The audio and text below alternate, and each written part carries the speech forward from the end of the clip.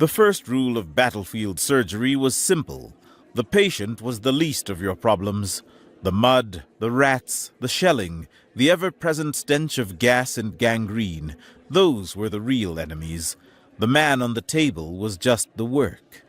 Captain Roland Fitzhugh, Royal Army Medical Corps, found a strange, grim peace in the work. It was a problem of carpentry, really. A messy, bloody-minded sort of carpentry that required a strong stomach and an unsentimental heart. He placed the bone saw against the shattered tibia of a boy who couldn't yet have been shaving for a year, a private from a Manchester Pals battalion. The boy was mercifully unconscious, thanks to a generous dose of laudanum and the systemic shock of having his leg turned into a sack of wet gravel by a German whiz-bang. "Steady now," Fitzhugh murmured as much to himself as to the orderly holding the leg. His own hands were rock steady, a small miracle in the vibrating, thrumming world of the Pré-Salé.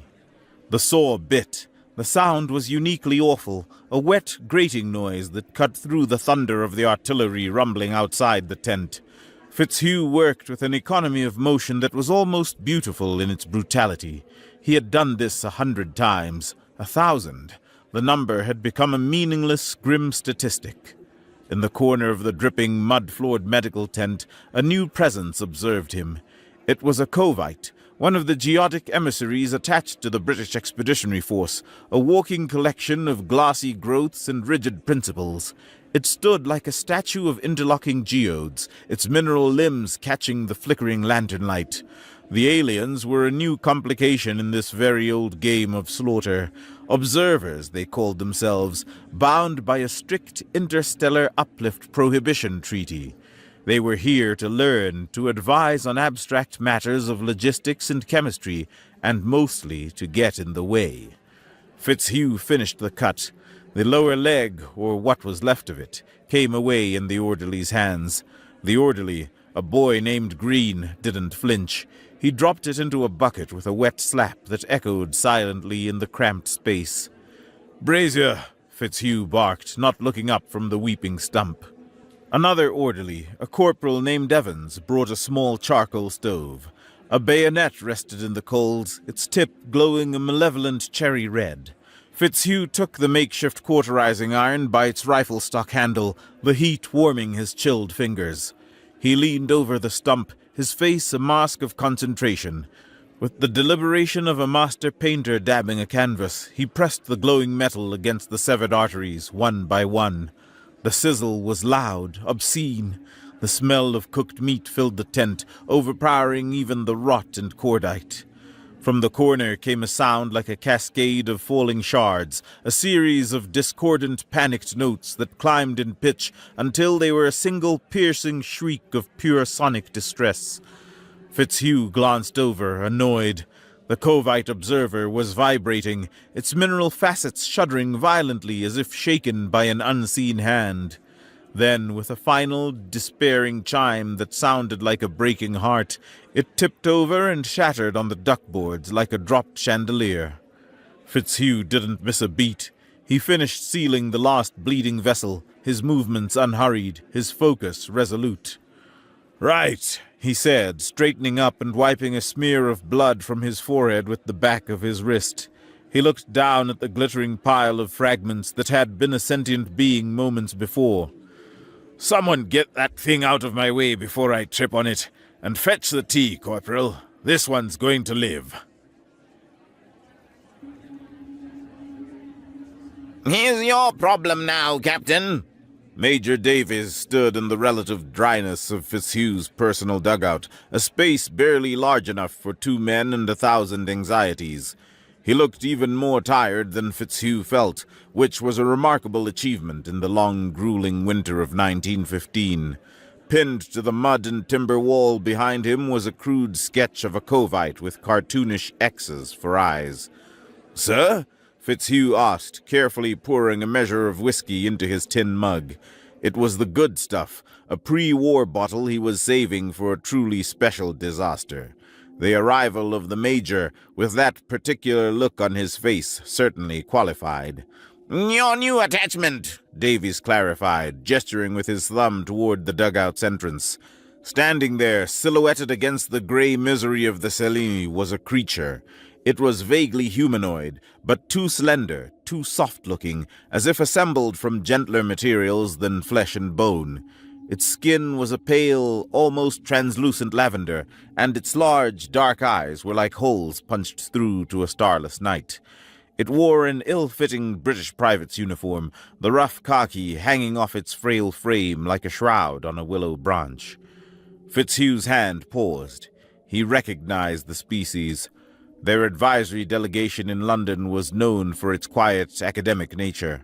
He felt a familiar wave of weary exasperation. "An Alarian, here. Don't they faint if you use a harsh tone of voice?" Major Davis let out a sound that was half sigh, half groan. Not just any Alarian, Fitzhugh. The Alarian. Downing Street's little problem. He lowered his voice, though the creature was well out of earshot. That's him, the student from Sarajevo. The whiskey in Fitzhugh's mug trembled. His easy weariness vanished, replaced by a sudden glacial cold. He took a slow, deliberate sip. It burned a welcome path down his throat, but did nothing to warm the ice forming in his gut. The order comes from the very top, Davis continued, correctly interpreting Fitzhugh's silence. A political nightmare. The Alarian government is mortified. As a form of reparations, they've offered him up for cultural re-education. Downing Street, in their infinite wisdom, has decided that means he needs to witness the consequences of his, misguided idealism firsthand. So he's your orderly. My orderly, Fitzhugh repeated, the words flat and dead. Keep him alive, but make damn sure he gets an education. I want him to see it, Fitzhugh, to smell it, to swim in it until he drowns. He started this fire. Let him feel the heat. The Major squeezed past the alien, giving it a wide berth as if it were contagious, and disappeared up the trench steps, leaving Fitzhugh alone with the cause of it all. He drained his mug in one swallow and stood up. The alien took a hesitant step into the dugout, ducking its head. Its voice was soft, melodic, layered with a formal articulation that was utterly out of place in the mud. "Captain Fitzhugh, I am Olin Val. I am at your disposal. I wish to atone for my error." Fitzhugh set his mug down on the crate that served as his table. The tin made a sharp, angry sound. He walked right up to the Alarian, forcing the slender creature to crane its neck to look at him. Fitzhugh's voice was a low, vicious hiss, colder than any winter wind. "Error?" he whispered. "You call this an error?" He grabbed the front of the alien's oversized tunic, bunching the rough fabric in his fist. "Look at me. Look at me. Do you see the faces out there? The boys missing legs? The ones choking on their own blood in my tent? Every single one of them is an item on a bill you wrote in Vienna because you read a book and misunderstood a metaphor." Olin Val trembled, a high-pitched hum of distress emanating from its chest. It flinched as Fitzhugh spoke, one delicate hand rising briefly to its temple as if to ward off a sharp noise. "I was told the Archduke was a tyrant," it stammered. "My studies of human philosophy indicated that the removal of a tyrant is a moral imperative to prevent greater suffering." "And how's that working out for you?" Fitzhugh snarled, shoving the alien back a step. "Take a good long look outside. You've prevented so much suffering you've got it queuing up for amputations. Don't you dare speak to me of philosophy." He stood there for a moment, breathing heavily, his own rage a shocking, unfamiliar heat in his chest. Then, with a visible effort, he reined it in. He straightened his own uniform, smoothed the front of his tunic, and his face settled back into its customary mask of cold, professional exhaustion. The surgeon was back in control. "Atonement is above my pay grade, Mr. Val," he said, his voice now flat and empty. "The dying, however, is not. Welcome to the butcher's shop." "Dearest Eleanor, I hope this letter finds you well and that the garden is not suffering too much from the autumn chill. Things here are the same. The mud is a constant, as is the noise. We have a new attachment, however, which has provided a certain grim novelty to our daily proceedings. It is the alien, the Ilarian assassin from Vienna. He's been assigned to me as an orderly, a decision of such breathtaking absurdity that it could only have been conceived by a committee of men who have never seen a trench. My job is to educate him. Yesterday, that education consisted of him watching me set a compound fracture. He was sick in a bucket for an hour straight. He's not the first observer to find our methods trying. We had a Beetle here last month, a great hulking fellow from a species of philosophers. Took one look at a routine tracheotomy and passed out cold. We used his helmet to carry water for the rest of the day. At least this Ilarian one just vomits quietly. The last one we had, a Covite, literally fell to pieces at the sight of a cauterization. So, in a way, this is an improvement, I suppose. Fitzhugh paused his writing. He picked up his pencil and on the back of the letter began to sketch. He drew a caricature of the slight, large-eyed alien swimming in a ridiculously oversized British uniform, a look of profound cosmic bewilderment on his face. He keeps trying to help. He follows me around with a copy of Gray's Anatomy clutched in his hand like a Bible, as if it contains a holy scripture that will explain us. It is, in its own way, the most tragic thing I have ever seen. He is a creature of quiet libraries and gentle debate, dropped into the middle of a slaughterhouse he inadvertently designed.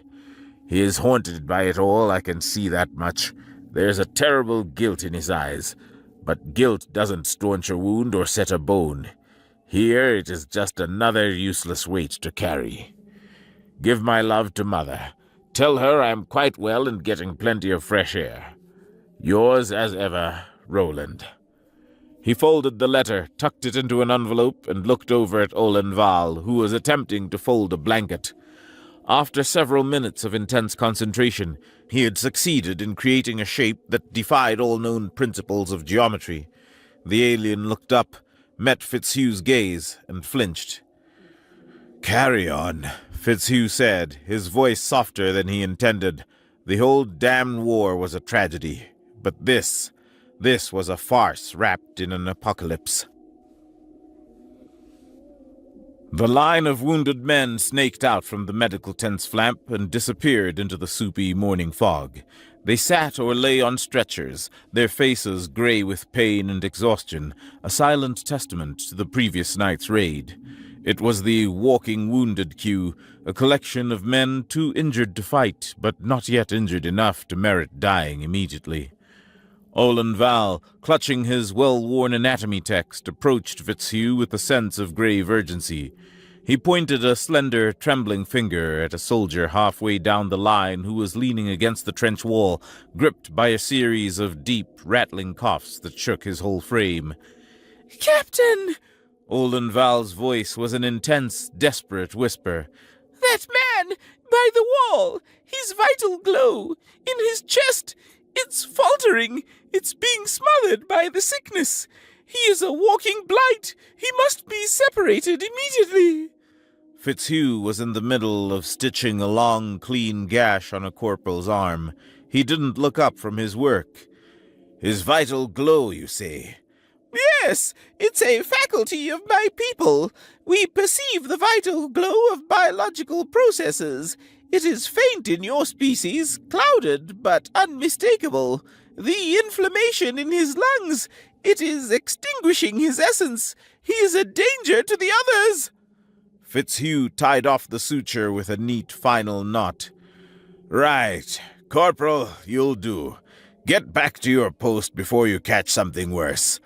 He wiped his needle on a rag and finally looked at the frantic Ilarian. He then jerked his chin toward a man lying on a stretcher near the tent's entrance. The man's tunic was open, and he was quite calmly holding his own intestines in a bloody mess tin, trying to keep them from spilling into the mud. "Triage, Mr. Val," Fitzhugh said, his voice flat and devoid of emotion. "A system for prioritizing treatment. That man has a cough. This man, he gestured to the soldier with the mess tin, is having, as you might put it, a jailbreak of his internal organs. Olenval's large eyes swiveled from the coughing soldier to the man on the stretcher. The soldier caught his eye and gave a weak, lopsided grin. Bit of a draft, ain't it, mate? The man rasped. The Ilarian's lavender skin went a shade paler, almost gray. He stared at the glistening coils of intestine, at the placid, almost bored expression on the soldier's face. The chasm between the ordered diagrams in his book and the raw, visceral reality in the mess tin was absolute. He made a small, gagging sound. He turned, stumbled a few feet, and was violently sick into a puddle of brackish water. Fitzhugh sighed, a long, weary exhalation. "Now, Mr. Val," he called over, his voice laced with an impatience that had become his default setting. "Are you going to help me change this man's dressings, or are you going to continue redecorating the landscape with your breakfast?" The rumors arrived, as they always did, carried on the whispers of runners and the boasts of staff officers on rare visits to the front. A big push was coming, a German offensive designed to break the stalemate in the Salient once and for all. "Heard it from a bloke in the engineers," Corporal Evans said, sipping his stew in the relative safety of a secondary dugout. "The Jerrys have got something new, some kind of special shell designed by the alien advisor." "A tecton he is," another soldier chimed in. "Big lads, covered in tusks, come from a world where the gravity would turn us into raspberry jam. I think of war as a geology problem, all about applying the right pressure to shatter a rock." Fitzhugh listened, half tuning them out. Every week there was a new wonder weapon that would end the war. Most turned out to be duds. But this one felt different. The chatter was more persistent, the background fear more genuine. To counter the threat, British High Command was doing what it did best, rushing a half-baked, theoretically brilliant idea into the field. "You'll be getting a new delivery tomorrow, Captain," Major Davis had informed him earlier that day. "The boffins in Cambridge, with a bit of a nudge from our own Ilarian delegation, have perfected a new cooling system for the Vickers gun, based on some sort of thermophilic algae, supposed to be revolutionary. Allows for a sustained rate of fire 4 times greater than the standard water coolant sleeve." Fitzhugh had merely grunted in response. "Another brilliant idea from the men who are paid to think," he muttered to himself later, cleaning his instruments. "Let's hope it's better than the self-tying boots that dissolved in the rain, or the periscopes that inexplicably attracted lightning." Olenval, who had been quietly cataloging medical supplies in a corner, overheard him. He looked up from his ledger. "The theory is sound, Captain," he offered, his voice hesitant. "Ilarian bioengineering is quite advanced. The algae symbiote should be able to dissipate waste heat with remarkable speed." "Theory, Mr. Val," Fitzhugh said, holding a scalpel up to the lantern light, checking its edge. "Theory is a beautiful thing. It has no mind in it. It doesn't have to account for the fact that a British private can break an anvil with a rubber mallet if you give him half a chance and is properly motivated. We shall see." The new Vickers gun arrived under a slate-gray sky that promised more rain. They were magnificent things, at least on the surface. The standard heavy brass water jacket had been replaced by a series of thick glass tubes filled with the viscous green fluid that pulsed with a soft internal light. The effect was otherworldly, a piece of alien artistry dropped into the grime and filth of a Flanders trench. "Looks like a bleeding lava lamp," Sergeant Major Wells grumbled, kicking the tripod for emphasis. The men had already nicknamed it the Snot Gun. The men from the machine gun corps were more optimistic. They set one up on the firing step, its barrel pointing toward the churned-up hell of no man's land. Olenval stood nearby, observing with a proprietary anxiety. In the clean rooms and controlled tests back in England, the Ilarian algae coolers had been a miracle. They had fired the weapon for a full minute without a drop in performance, the green tubes glowing brighter and brighter as they harmlessly vented the heat. Right then! The young lieutenant in charge said, his face flushed with the excitement of wielding the future. Let's give Fritz a taste of progress! 5-round burst! On my mark! The gunner squeezed the trigger. The familiar, terrifying chatter of the Vickers filled the air. Tack, tack, tack, tack, tack. It lasted for 3 seconds. Then came a sound like a wet cough, followed by a hiss and a plume of foul-smelling steam. The pulsing green in the tubes flickered, dimmed, and then went dark, replaced by a sludgy, inert brown. The gun fell silent. The lieutenant stared, his mouth agape. What in God's name? Olin Val rushed forward, his face a picture of disbelief. This is not possible! Wait! He knelt, peering at the intake valve. But Sergeant Major Wells, a man who had been fighting since the Boer War and trusted nothing invented after the Lee-Enfield rifle, was already there. He ran a gloved finger along the clogged intake filter. It came away coated in a fine gray paste. It's the mud, sir, he said, his voice thick with a weary, vindicated disgust. This Flanders mud, it's finer than flour, this stuff. The constant vibration from the shells has shaken it through every seal and clogged the filters solid. He held up his finger. The algae can't breathe. It's choked solid. No! Olin Val whispered, horrified. He pointed at the gray paste. The silicate particulate count in this paste is extreme. The samples provided to the Federation delegation were from the Somme sector. This mud is finer, more abrasive. I filed a report noting the potential for geological variance. His voice trailed off, realizing the futility of it. His warning, like so many others, had been lost in the vast, grinding bureaucracy of the human war machine. A nearby private, a wit from Stepney, snorted. Well, that's about as useful as a chocolate teapot, ain't it? The failure was total.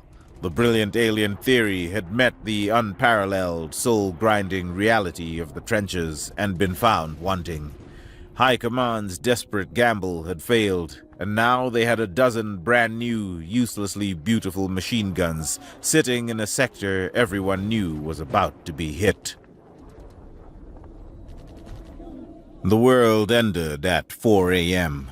It began not with a bang, but with a low, guttural roar that grew until the very air vibrated, a sound that bypassed the ears and settled deep in the bones. The German artillery barrage was unlike anything they had ever faced. The shells didn't just explode, they screamed. Fitzhugh's medical tent, reinforced with sandbags and false hope, shook as if in the grip of a giant. Dirt rained down from the ceiling. A lantern swayed, throwing wild, dancing shadows across the scene of frantic, organized chaos. The casualties started arriving within minutes, a tide of broken men carried on stretchers of groaning canvas. They swamped the tent, filling every available space, their moans and cries a terrible chorus under the percussion of the shells. Fitzhugh worked like a machine, moving from man to man, his mind a cold, clear island in a sea of red. He amputated, he stitched, he staunched. But as he worked, he began to notice something different about the wounds. They were ragged, vicious. He was probing a deep wound in a soldier's shoulder when his forceps grated against metal. Carefully, he worked the piece of shrapnel free. It was still warm. He held it up in the flickering light, turning it over. My God, he muttered. It was not a simple shard of steel. It was a twisted, cruel-looking thing, about 2 inches long. Along one edge, a series of smaller, razor-sharp hooks had been forged into the metal, like the barbs on a fishing lure. It's barbed, Fitzhugh said to no one in particular, his voice grim. It's designed not just to penetrate, it's designed to snag, to tear on the way out. He could almost hear the cold geological logic of the Tecton advisor behind it. A weapon engineered not for a clean kill, but for maximum trauma, for a wound so complex it would overwhelm the medics, drain resources, and spread terror. It was malevolently, brutally intelligent. Amidst the carnage, Olin Val was useless for surgery. He had tried to help, tried to hold a man's hand, but the sheer, overwhelming gore sent him staggering back, his frail constitution no match for the abattoir. But then, as he backed away from a particularly gruesome chest wound, his eyes fell upon the large chalkboard Fitzhugh used for tracking morphine supplies. An idea, born of desperation and a mind wired for order, sparked within him. He picked up a piece of chalk. While Fitzhugh and the orderlies fought to save lives with their hands, Olin Val began to fight with his mind. He couldn't stomach the surgery, but he could track the flow. He started marking down names, injuries, triage priority, and supplies used. He saw a bottleneck with the hot water and directed an orderly to a secondary stove. He noticed they were running low on bandages and dispatched another to the supply dump before Fitzhugh even realized it. His formal, academic, Ilarian mind, which saw the world as a series of interconnected systems, had found its purpose. He couldn't stop the bleeding, but he could map the chaos. He became the tense clerk, the nerve center, creating a logical flow that shaved precious minutes off every procedure. And in this place, minutes were the difference between a name on a list and a letter home. The shelling stopped as abruptly as it had begun. The sudden silence was more deafening than the noise. It was just after midnight, Christmas Eve, 1916. A hesitant voice began to sing from the German trenches, a lonely, clear tenor on a rendition of Still Nacht. Then another voice joined in from the British side, this one in English, Silent Night. A private near Fitzhugh lowered his rifle. "Bloody hell, a truce! Haven't seen one of these since the first year. Thought High Command put a stop to this nonsense." But the spirit, it seemed, was infectious. Men, cautious at first, poked their heads over the parapets. Then figures moved in the shell-pocked wasteland of no man's land. "Come on," Fitzhugh said, grabbing his flask and a packet of cigarettes. He looked at Olin Val, who was staring out at the surreal scene, his large eyes wider than ever. "You wanted an education? Class is in session." They clambered over the parapet. The air was cold and smelled of frost. In the middle of the wasteland, under a sky full of indifferent stars, British and German soldiers were meeting. They were shaking hands, sharing schnapps and cigarettes, showing each other wallet-worn pictures of their families. A German officer with a neatly trimmed mustache and an iron cross pinned to his chest approached them. "Guten Abend," he said, his English stiff but clear. "Feldarts Richter." He gestured to the towering figure standing beside him, a creature that seemed to have been carved from granite.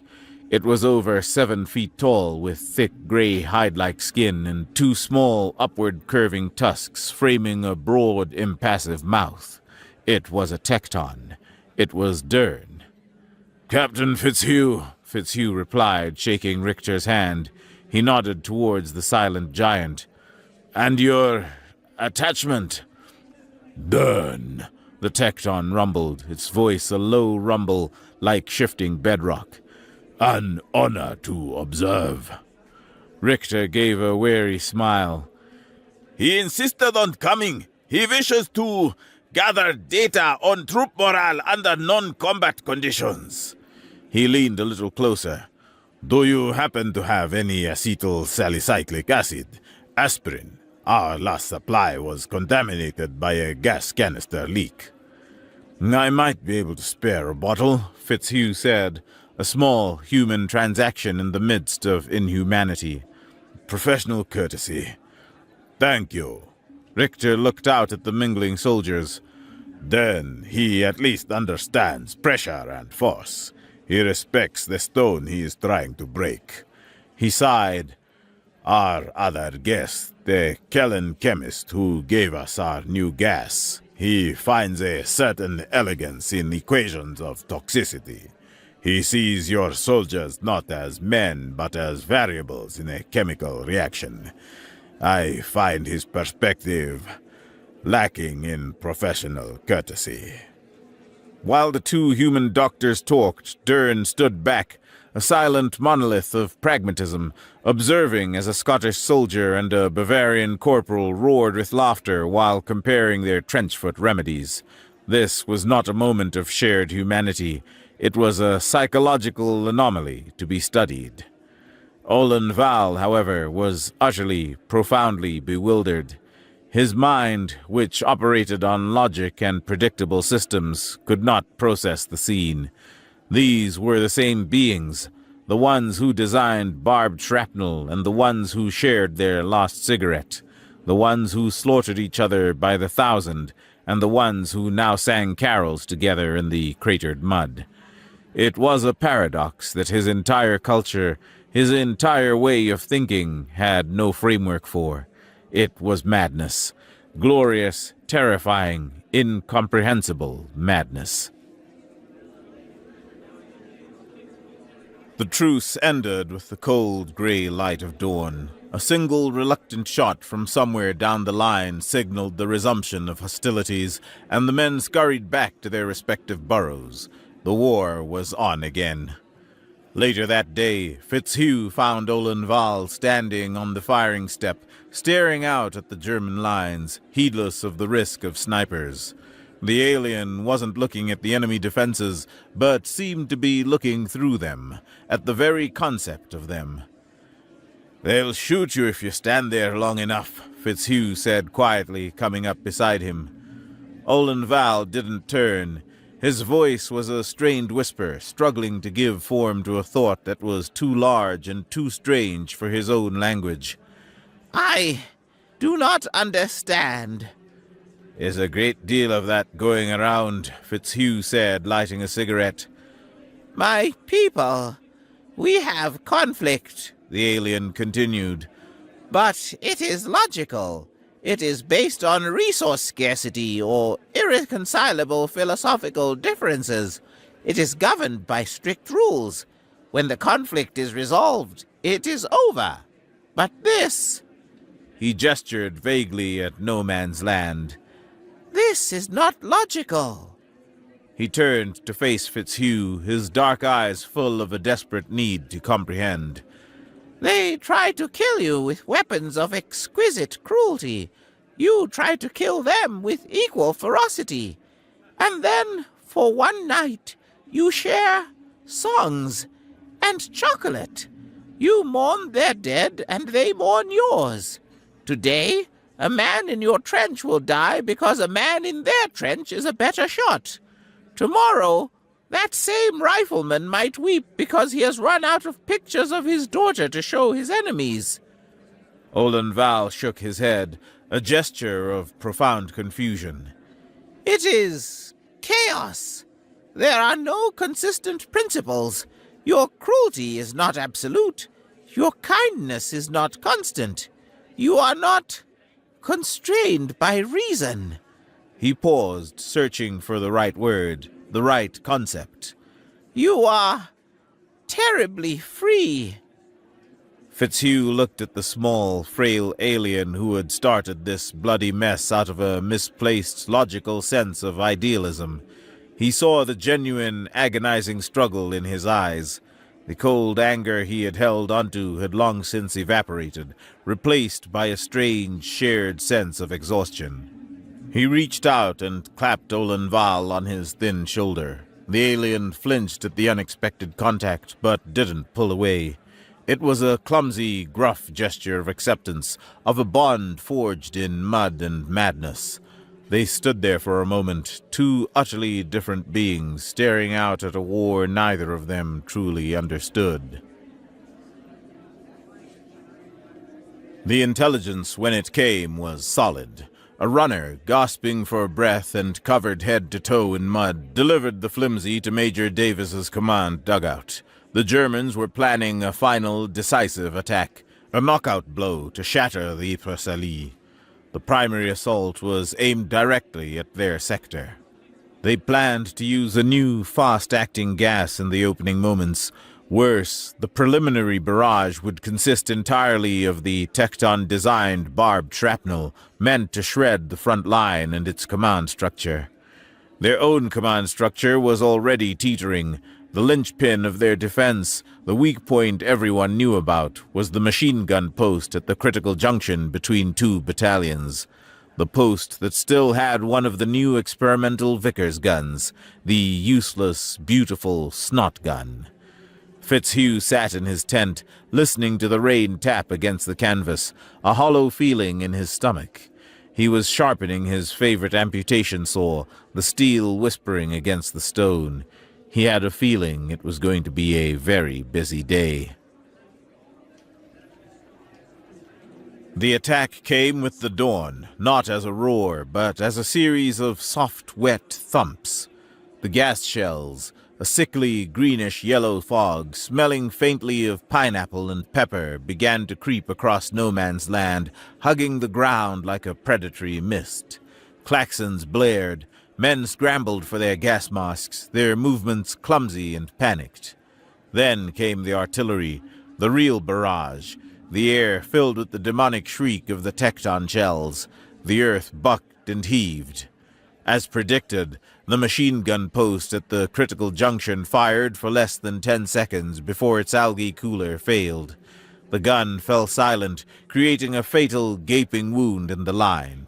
German shock troops, clad in heavy armor and moving with terrifying speed, poured through the breach.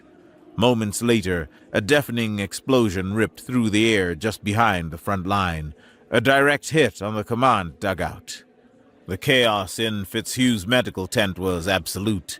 The gas was sweeping in under the flaps, forcing them all to work in the claustrophobic horror of their respirators. The flow of wounded was no longer a tide, it was a tsunami. Then the flaps were thrown open, and 2 stretcher-bearers stumbled in, carrying a figure whose uniform was caked in mud and blood. It was Major Davis. He was alive, but barely. A junior officer, a boy with terror in his eyes, followed them in, tripping over a bucket. He's alive! The lieutenant shouted, his voice muffled and distorted by his mask. Captain, he has to live! The dugout's gone! The plans were for a staged withdrawal, but the breach... He's the only one with the authority and the knowledge of the new dispositions to coordinate a divisional counterattack. Without him, the reserves will be sent in piecemeal and slaughtered. Fitzhugh pushed through the throng of wounded and knelt by the major's side. A single, jagged piece of metal was lodged deep in his chest, just to the left of his sternum. It was the barbed Tecton shrapnel. A river of dark blood pulsed gently around it, in time with the major's fading heartbeat. The tent shook with the impact of another nearby shell, knocking jars of iodine from a shelf. Fitzhugh ignored it. His world had narrowed to the few square inches of the major's chest. Davis' breathing was shallow, a wet, rattling sound. He was fading fast. An orderly, a young man named Peterson, who had been a medical student in another life, gently probed the edges of the wound. He looked up at Fitzhugh, his eyes wide with despair above his gas mask. It's inoperable, sir, he said, his voice trembling. I can feel it, the barb. It's hooked around the aorta. If we try to pull it, we'll tear the whole thing open. He'll bleed out in seconds. The words hung in the poison-tinged air, a death sentence. The line was broken. The reserves were blind. The battle was lost. Fitzhugh stared at the wound, at the malevolent piece of alien engineering lodged in his commanding officer's heart. His mind raced, searching for an answer that wasn't there. He felt a presence beside him and looked up. It was Olin Val. The alien was clutching his anatomy textbook like a shield, his face, visible through the goggle-like lenses of his own specially designed respirator, was a mask of focused intensity. He wasn't panicking. He wasn't vomiting. He was studying the problem. And in that moment, Everything clicked into place. The alien's strange senses, his obsessive poring over the diagrams and charts of the human body. The way he saw the world not as flesh and blood, but as a system of energy. Your glows, Fitzhugh said, his voice suddenly urgent, cutting through the din. the vital glows. He pointed from the textbook to the dying major. You've studied the maps. Can you see the real thing? Olin Val looked from the book to the wound, and for the first time, Fitzhugh saw not terror in the alien's eyes, but a terrible, resolute understanding. Yes, Olin Val said, his voice clear and steady. I can. A whispered, frantic ballet began, performed on the precipice of disaster. Fitzhugh called for his finest scalpel, for hemostats, for silk sutures. The tent became a hushed operating theater in the heart of an earthquake. Olin Val knelt on the other side of the stretcher. He closed his large, dark eyes, overcoming a lifetime of instinctual revulsion. He placed the delicate, three-fingered tips of one hand on the major's chest, just beside the wound, his touch as light as a moth's wing. His other hand held the anatomy textbook open, the pages fluttering in the draught. He wasn't looking at the book, but Fitzhugh knew he was seeing its diagrams overlaid on the living, dying reality beneath his fingers. I can see it, Olin Val whispered, his voice a low hum, audible only to Fitzhugh. The primary barb is twisted. It has snagged the outer advential layer of the aortic arch. Guide me, Fitzhugh said, his scalpel poised. 2 millimeters to the left of your scalpel tip, Olin Val murmured. The phrenic nerve. It is agitated. Be cautious. Fitzhugh made a small, clean incision. Blood welled up, but an orderly was there instantly, swabbing it away. Now, the alien continued, his voice never rising above a calm, instructional tone. Angle the forceps down towards the spine, 30 degrees. The barb is curled clockwise. You must unhook it, Captain. You cannot pull. Rotate it counterclockwise along its own curve. It was a blind surgery on the most vital vessel in the human body, in a shaking tent in the middle of a gas attack. But Fitzhugh's hands were steady. Forged in the crucible of 1,000 such hopeless moments, they moved with a surgeon's grace and a soldier's resolve.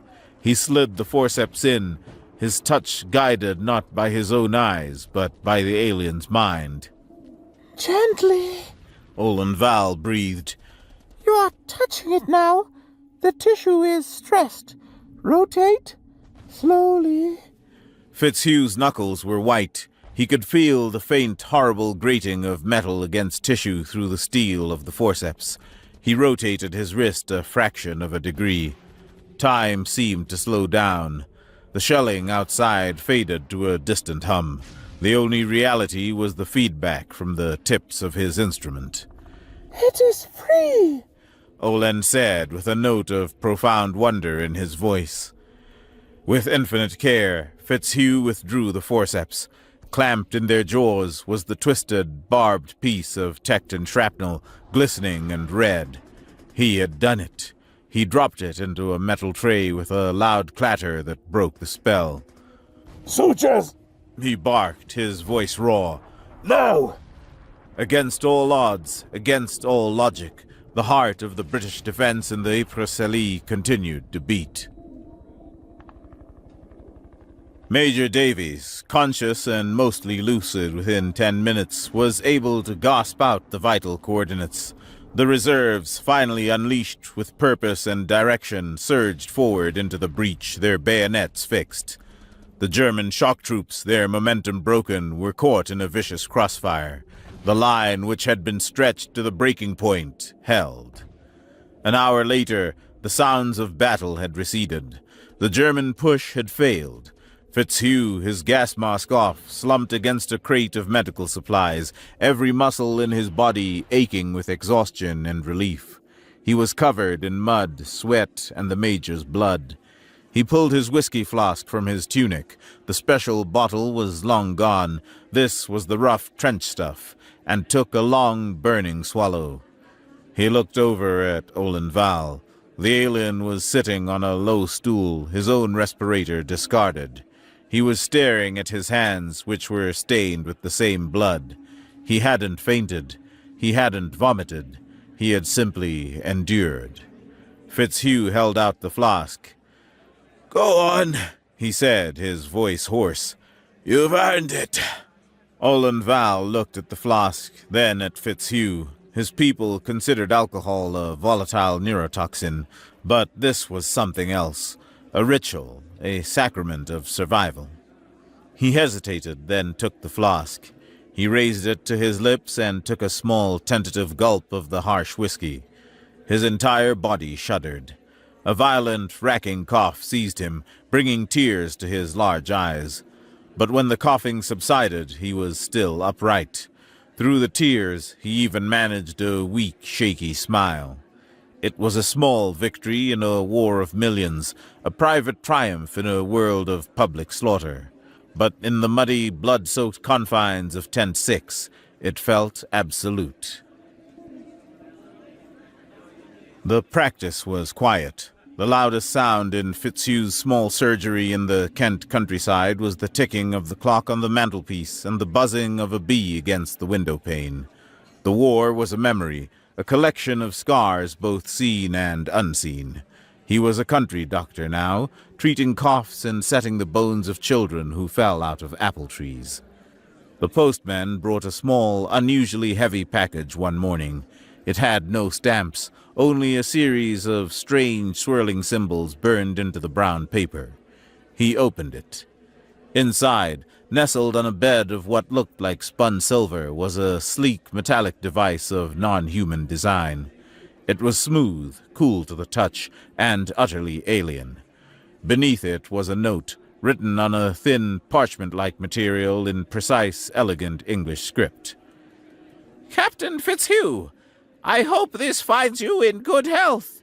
My duties as a junior diplomat for the Alarian Federation often bring me into contact with records of our species' initial observations of yours. Your name appears with some frequency. My formal testimony to the Interstellar Assembly did not focus on grand strategy or technological disparity.